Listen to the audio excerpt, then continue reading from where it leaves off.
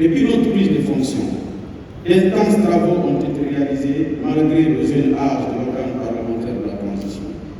Parce que convaincus de notre bonne foi et notre dévouement constant et inconditionnel à la République, nous avons fait serment et nous acquitter du devoir de poser le solide socle d'une République irréversiblement projetée vers le développement et l'émergence dans l'unité, la paix, la sécurité pour le mieux-être de chaque citoyenne et de chaque citoyen de notre côté.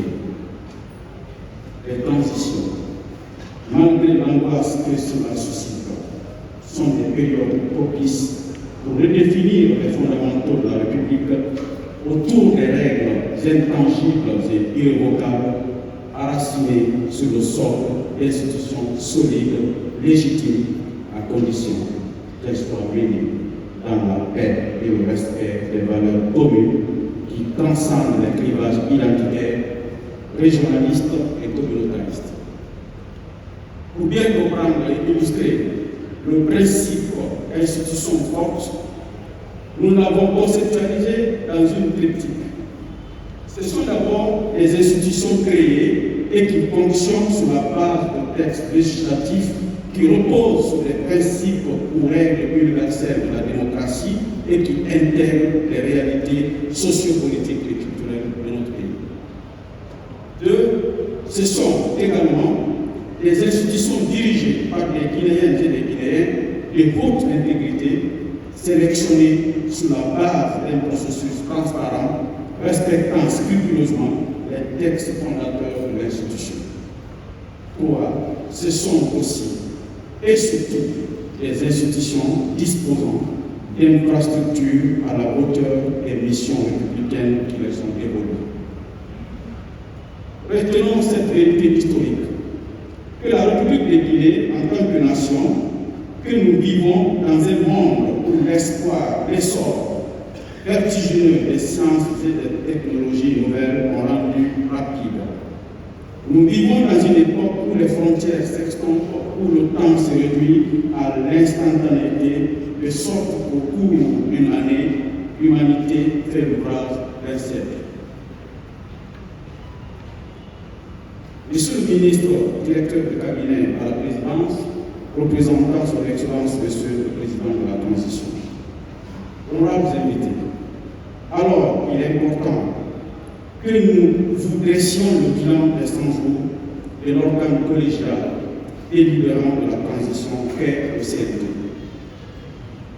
C'est sur les 81 membres qui composent notre institution que le président de la transition, sans préjuger du choix de nos structures respectives, a placé sa confiance au nom du peuple de Guinée pour représenter la nation guinéenne dans sa diversité sociale, politique et culturelle. Mais avant, permettez-moi d'abord, mesdames et messieurs, de remercier et d'exprimer toute ma reconnaissance à son Excellence, Monsieur le Président de la Transition, chef de l'État, chef suprême des armées, le colonel Mamadi Doumbouya, et je vous présente à vous. Pour la garantie d'un fonctionnement normal de nos institutions en toute indépendance. Pour revenir au bilan du CNT, sans chercher nécessairement à être exhaustif, je me fais le devoir d'égrener quelques activités réalisées en votre nom, honorable Conseil. Premièrement, la tenue des plénières. À la suite de leur nomination, le samedi 22 janvier 2022, par le président de la transition, les 80 conseils nationaux ont pris fonction le 5 février 2022 dans l'hémicycle du Palais du Peuple. À l'occasion de cette cérémonie solennelle, le président du CNT que je suis fut officiellement installé au perchoir par le premier président de la Cour suprême. 24 heures plus tard, le lundi 27 février 2022, eut lieu la session inaugurale du CNT. Les conseils nationaux se sont retrouvés à nouveau à l'hémicycle pour apporter, entre autres, des réflexions programmatiques sur le règlement intérieur, la planification de l'organisation de leur voyage dans le cadre de la mission CNT. Entre le vendredi 25 et le samedi 26 février, les conseils nationaux ont examiné et adopté la loi organique portant règlement intérieur du Conseil national de la transition et les thèmes de référence de la mission de consultation des populations. L'esprit de sacrifice au service de la nation venant, c'est aux environs de 2 heures du matin que le texte a été soumis au vote et adopté à la majorité des conseillers nationaux présents. Majorité des 2 tiers, car c'est une loi organique. Pour une meilleure organisation du travail parlementaire, la plénière du 16 mars 2022 a été mise à profit pour instituer 8 commissions permanentes, élire 4 secrétaires parlementaires au sein du bureau exécutif du CNT, composé auparavant d'un président et de 2 vice-présidents. Dorénavant, le bureau exécutif est composé de 7 membres.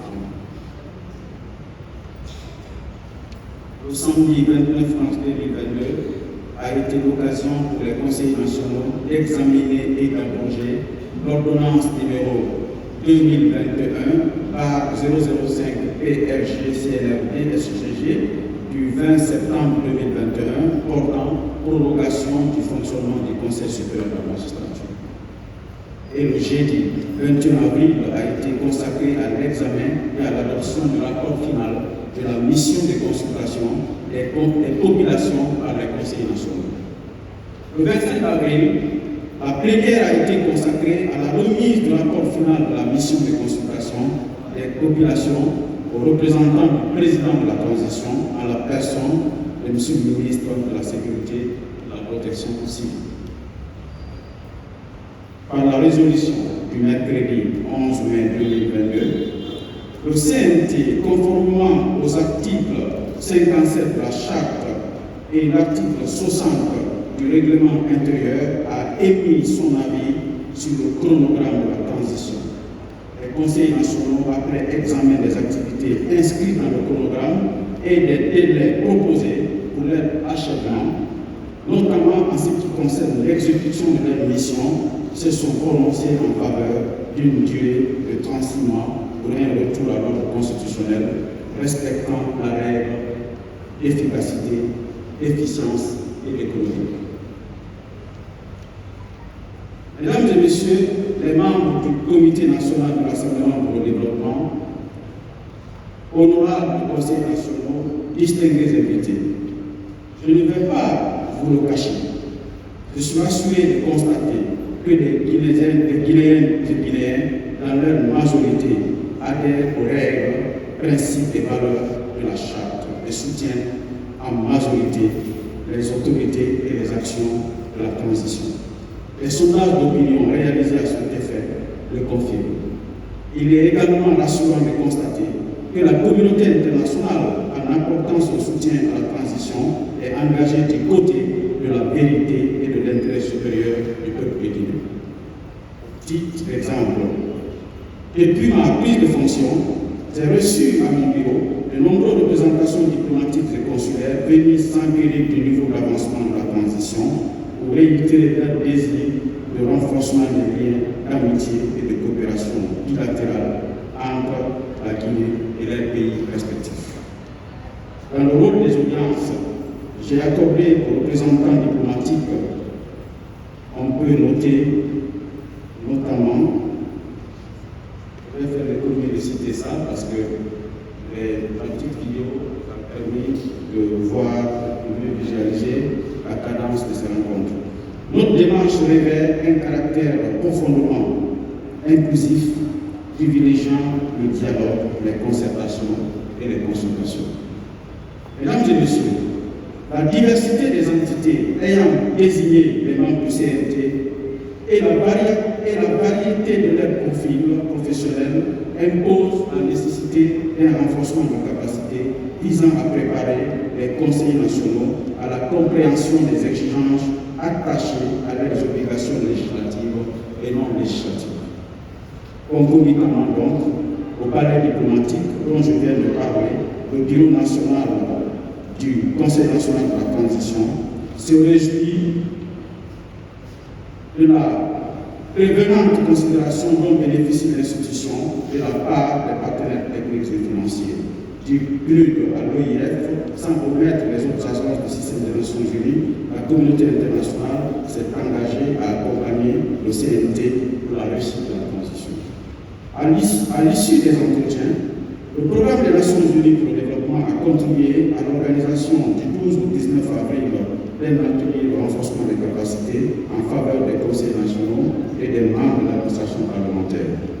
Au cours de cet atelier, les bénéficiaires furent outillés sur la légistique, la procédure législative, le contrôle parlementaire, les relations entre le CNT et autres institutions de la République, ainsi que les mécanismes de prise en compte des droits de l'homme et du genre dans le travail parlementaire. Mesdames et messieurs, une activité mérite une attention particulière au cours de l'exercice de ces 100 jours.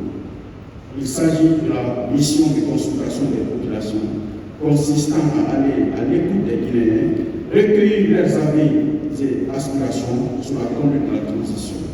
Ces informations étaient cruciales, puisqu'elles ont révélé un ardent désir des populations guinéennes de justice, de changement de méthode et de gouvernance. Mesdames et messieurs, si je devais égrener toutes les rubriques et réalisations composant le bilan de ces 100 jours, je risquerais d'être long au point de vous ennuyer. Mais une activité mérite d'être citée. C'est la participation remarquée des conseillers nationaux à la tête du deuxième vice-président du CNT aux assises nationales sur la vérité et le pardon qui ont eu lieu dans notre pays. Cette participation et l'expérience qui en a résulté facilitera notre mission de contribution à la réconciliation nationale. C'est pour cette raison que je vous décline en ces quelques mots les freins, les perspectives de l'organe dont j'ai la haute charge de diriger.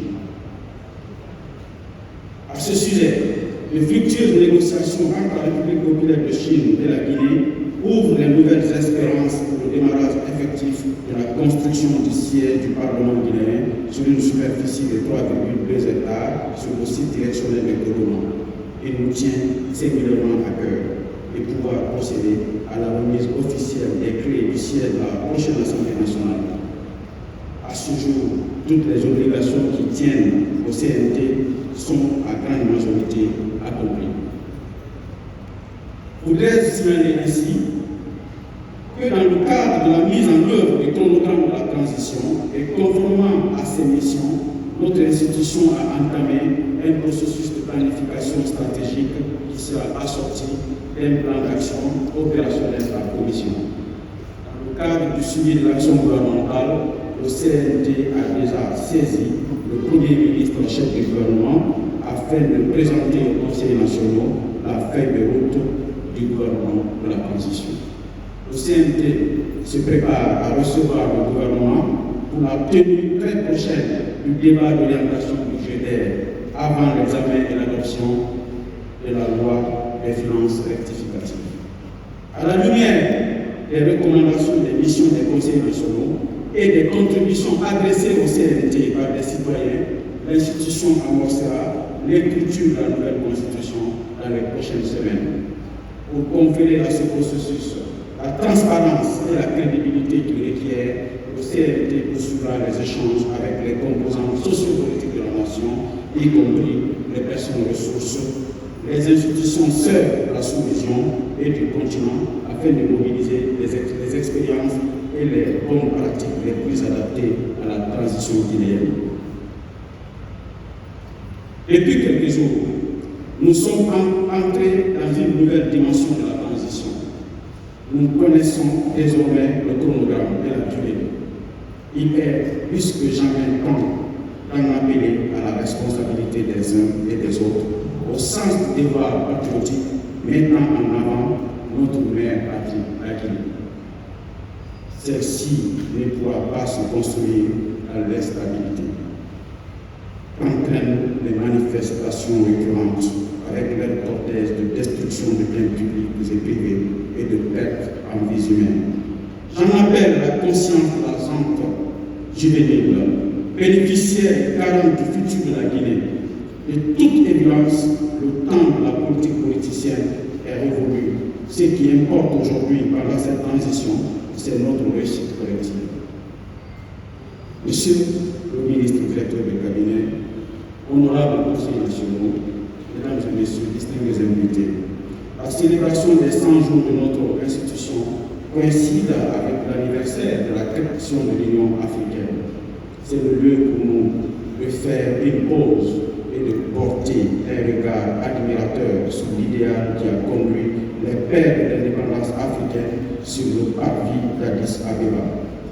Cet idéal de liberté, de démocratie et de développement est encore d'une grande actualité. Aujourd'hui, comme hier, nous devons intégrer que l'Afrique ne peut se présenter avec dignité et responsabilité sous les projecteurs du monde en rang dispersé.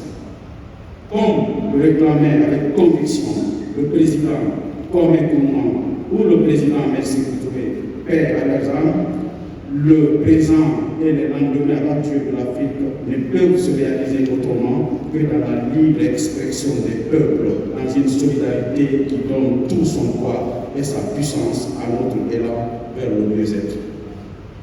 C'est dans ce sens que, répondant aux attentes et aspirations de la population guinéenne, le CNRD a pris ses responsabilités pour restituer au peuple ses rêves et ses espérances, un élan marqué depuis le 5 septembre par des décisions spectaculaires visant le rétablissement des fondamentaux de l'État. Cet anniversaire de la création de l'Union africaine est ainsi une occasion pour réaffirmer notre attachement aux valeurs d'unité et de solidarité des pionniers et lauréats. C'est ainsi l'occasion de rappeler qu'aucun développement n'est possible en dehors d'une coopération soutenue, une solidarité qui privilégie les peuples dans leur soif de développement et de critique. C'est pourquoi l'impulsion qu'imprime le CNRD à la vie du peuple de Guinée a plus que besoin de solidarité africaine. Un soutien qui mesure et comprend combien est ardente la soif des Guinéens de vivre leur vie, d'accéder au bien-être. Notre peuple est aujourd'hui à une étape des plus exaltantes de son histoire. Il a besoin de la compréhension, de l'accompagnement de ses frères de la sous-région et de toute la communauté internationale. Et pour finir, mesdames et messieurs, je voudrais que vous me permettez de m'incliner pieusement devant la mémoire de tous nos compatriotes tombés pour la défense des valeurs démocratiques et républicaines. Puisse Allah, le Tout-Puissant, nous fortifier dans nos désirs ardents, volonté de promouvoir le travail, la justice et la solidarité. Veuillez Dieu bénir la Guinée. Je vous remercie.